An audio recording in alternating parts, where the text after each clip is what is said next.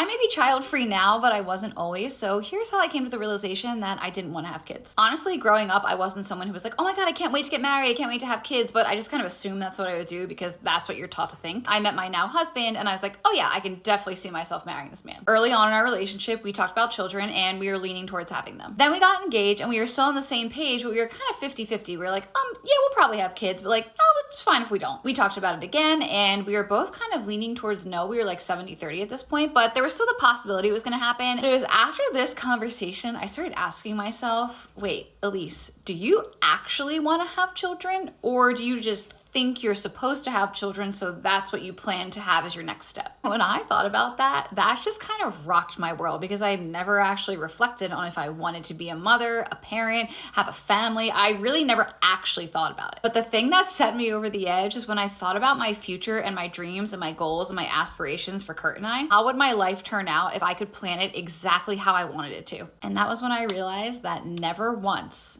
did a child cross my mind when I was factoring in mine and my husband's dreams for our future. So when we had a final conversation, I was like, okay, like I want to know where you're at with kids. He was like, I don't want kids. And I was like, I don't want kids either. If we were on different pages about that, we would not be married. Especially as a woman, I never thought about having kids because I just assumed that's what I would do. The older I got, I was like, oh shit, I have a choice here. Choice to have kids or not is a gigantic one, but there is literally no wrong answer. Only way the answer is wrong is if you are choosing something for someone else and not for you. Especially as a woman, when my husband and I did decide to be child-free, which is a decision we made together, I got all the questions and he got nothing. Well, except a vasectomy, but that was down the line. Literally do not listen to what anybody else has to say because the only way that you can be happy is by making the choice that feels the best for you.